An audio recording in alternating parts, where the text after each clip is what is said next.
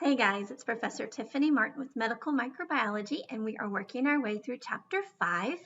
We've just talked about redox reactions. We talked about metabolism, anabolic, catabolic reactions, and we are now need to talk about enzymes. Before we can get to the nitty-gritty of cellular respiration, we need to know what an enzyme is and what it does. So I think you have some familiarity, so this will probably go by pretty quickly. If you need to stop and review anything, please do. But otherwise we're going to try to zip through at least the beginning of this. Okay, so let's see. Here's your fill in the blanks. I will stop for a minute and see if you can fill in this page. Okay, how'd you do? Enzymes determine the metabolic activity of the cell, which just means what can they do? Can they break down glucose? They need an enzyme to do that. Can they break down fructose? They need an enzyme, that representative pathway that we talked about. There are things that are going to make these reactions happen. So that's what it's just saying. It determines the metabolic activity of a cell. If it has an enzyme, it can do something. If it doesn't have that enzyme, it can't do it. The enzymes are proteins, so they are programmed in our DNA. So they are heritable characteristics. As such, when you have a bacteria or microorganism or any organism, whatever enzymes they make can be passed down to their progeny. So we can use these for categorizing, differentiation, naming organisms. Sometimes they're named based on different enzymes. So that's what we use a lot for that. They're heritable characteristics. We can block enzymes. And this is when I gave you that project as a drug, manufacturing a new drug. And if we had a biochemical pathway and we wanted to disrupt it, this was a pathogen that had a pathogen's biochemical pathway, and we wanted to harm the pathogen without hurting the host. So I said, where would you do that? Well, enzymes are very good targets for that. So they can be bound to agents, chemicals like drugs, antibiotics, and then shutting down that biochemical pathway can inhibit bacterial from growth. And as we go through and we talk about bacteria, depending on what the bacteria does, can have a lot of practical applications for us. And we've already seen that with Pasteur and the French wine industry, right? Yeast had the ability, had the enzyme to take sugar, grape juice, and turn it into alcohol. Well, we have found a practical application for that. And then we'll talk about some others too as we go through the course. Okay, I'll give you a second. Try it. Do it. Okay, so let's talk about characteristics of enzymes. I've already mentioned they were proteins. Some of you got that. And so as such, you know, a protein folds into a specific 3D shape. So it has a specific shape, and that's going to be important with how it interacts with things. We consider enzymes organic catalysts that speed up chemical reactions by lowering the energy of activation. So enzymes lower the energy of activation, and this is a catalyst from that. So when I'm talking about that, and I think I have a when I'm talking about that, an enzyme will bind to a substrate, and then it will do something to that substrate. Maybe it's going to break it apart or something. So the enzyme binds to the substrate, acts on that substrate does something, you know, breaks apart or whatever. And now that substrate, if it can break apart, occasionally it will. Spontaneously, it's going to break apart, but statistically that's going to be a very small percentage. It's not going to happen very often. But if an enzyme binds to it and breaks it apart, well, now we've got something going on. Think about like a package of cookies. You know, I'll get a package of cookies and there'll be one that's broken in there. Occasionally, every third package, I'll have a broken cookie. But if I stomp on the package, then I can break the cookies and then I'll have a lot of broken cookies. The enzyme is going to catalyze a reaction, and it does that by what they call lowering the activation energy, making it easier to break that apart. All right, so that's what an enzyme does. It's an organic catalyst. An enzyme is like a tool once it breaks apart a protein or whatever molecule it's working on, then it goes and looks for the other one. And we talked about that when we talked about that representative metabolic pathway, that if we are going from molecule A to molecule B and we need enzyme 1 to do that, enzyme 1 is going to always bind to A, and every time it binds to A, it's going to turn it into B, and then enzyme 1 gets released and it's looking for another A molecule again. So you can think of it like a tool. You know, if you're hammering a bunch of nails, you need a bunch of nails, but you only need one hammer to do that. So they're not used up, they're not destroyed when during their work. They are recycled and used over and over again. So keep that in mind. Okay, so this is that chart when I talked about the catalyst and the activation energy. Here's what we're starting with. This is our reactants. We want to get to this. It's a product here. Now, it will happen eventually, but it's going to take a lot of energy to do that. But if that enzyme binds it, it lowers that activation energy from that. So that's how enzymes work. Okay, you got another one. Go for it. See how you can do. Okay, so specific in action. They react with only one particular substrate, and we mentioned that as well. Enzyme 1 only binds to A and takes it to B. If we go back to that representative metabolic pathway. Do you have your notes out in front of you? Can you refer back to that? It would be helpful. All right, so specific in action reacts only with one particular substrate. So enzymes are specific, and we said when we were doing alternative pathways that we couldn't make enzyme 1 do something different. Enzyme 1 only bound to A and turned it into B, so it's very specific. Substrate is just a vocabulary term. A substrate is what binds to the active site. And let me show you, I drew that one out on my thing. So if this is my enzyme here, it is a protein, it's in a specific 3D conformation, there's going to be a place within that protein on my Pac-Man enzyme here that's going to bind to a molecule. This molecule has a proper name. It may have a name in the pathway. It may be the precursor or one of those intermediates, but it also has a name in relationship to the enzyme. So it's called a substrate. A substrate is a general name for any molecule that's going to bind, that the enzyme is going to bind to. So substrate is the name of the molecule. A general name for it. It's going to bind to the enzyme, and where it binds, where it actually comes in contact with it, is known as the active site. So that helps you understand that.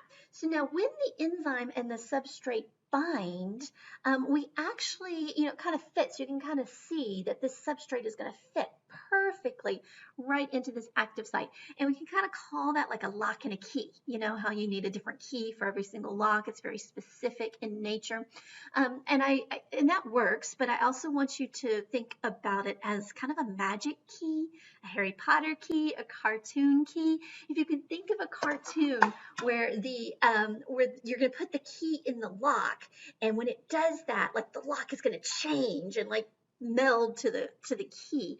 That's called an induced fit. And that's what happens when I have my Pac-Man enzyme and I have my substrate. When they come together, Pac-Man kind of gobbles it. It kind of melds to it. And that's called an induced fit model. So let's go back to this and fill that in.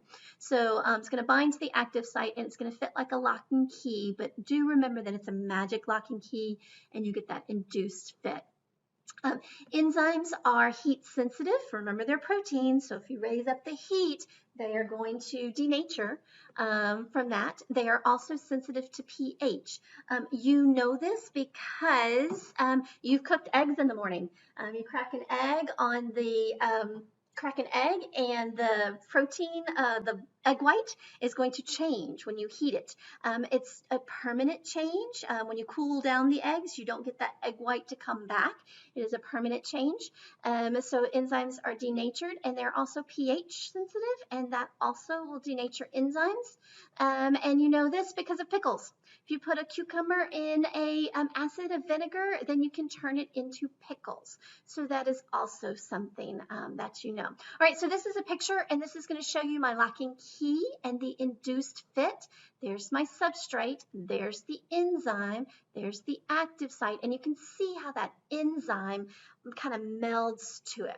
Now, do remember this is just a 2D representation, or actually I guess it's more of a 3D drawing, but these are proteins, these are molecules, and they will bend and show that. So that's just a little bit more about that, okay? Okay, so this picture is a fancy picture, and it has all those big names that we're scared about, but we are not going to be scared about these big names because we're just going to give them names in relationship to one another. Here is the enzyme, here is the substrate. Now that substrate has a proper name. It's actually fructose 1,6-bisphosphate based on the elements that make up this structure. The enzyme has a proper name. It's fructose 1,6-bisphosphate aldolase, and we'll talk about how we name enzymes in a minute. But we're going to see how that enzyme binds. When that enzyme binds, you notice that induced fit and that change in that conformation. When they do bind, this is called the enzyme substrate complex. The enzyme's going to do something to this. In this case, it breaks it apart into glyceraldehyde 3-phosphate, dihydroxyacetone phosphate, and then the enzyme you can see comes off and it's ready to find another fructose 1,6-bisphosphate. So again, don't let those big words scare you. Look at the relationships and understand what is going on. This is actually an enzyme that's in the process of glycolysis, which we'll talk about in a little bit, but don't let the big words scare you. Okay, so let's do cofactors really quickly, so take a minute. Okay, how many could you fill in? Let's work through and see where your holes are. Cofactors are necessary to activate some enzymes. Some enzymes can work just fine by themselves. Some are going to need some help. And if they need help, the help is a molecule that we refer to as a cofactor. Cofactors can be in two categories. You can have inorganic cofactors, which are metal ions, or you can have organic cofactors, which we can also call coenzymes. These are things, so the enzyme is a protein, it's heritable. We have a DNA, we have instructions for that. Cofactors we don't have instructions for. We cannot make them, or the bacteria cell cannot make them. These are things that we're going to have to acquire in our diets. These are our vitamins and minerals. So our inorganic cofactors, these are the metal ions. These are our minerals from our diet. Can you think of some? Zinc, copper, iron, magnesium, any things of those nature. Those are minerals. And they work, and I will show you this, by forming a bridge between the substrate and the enzyme, and it's based on charge.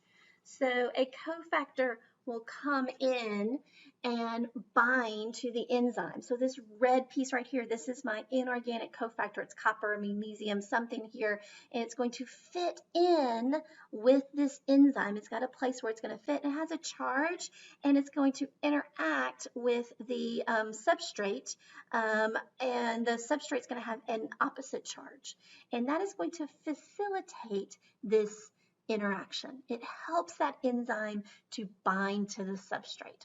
So that's how inorganic cofactors work.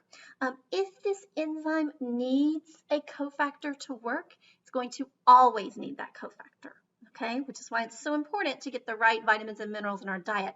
If these cofactors are necessary for this enzyme to function, they're always going to be necessary. Okay, so let's look at organic cofactors, which we also call coenzymes. They work a little different. They are organic, which is why we can also label them coenzymes. And they are going to, these are your vitamins, and they work a little differently. They actually complete the active site of the enzyme. And they're also going to be important with carrier molecules.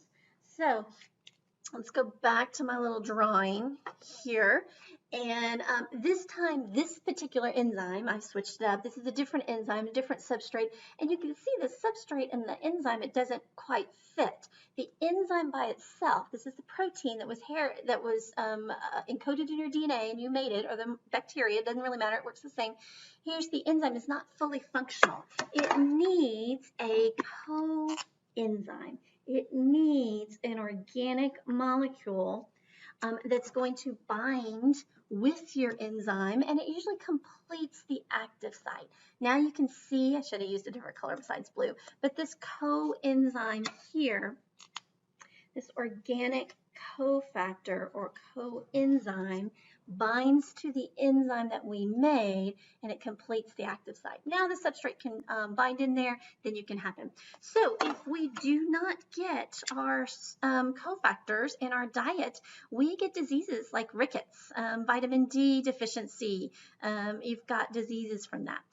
These are also going to be important when we start talking about that. Some of these coenzymes are excellent at oxidation and reduction.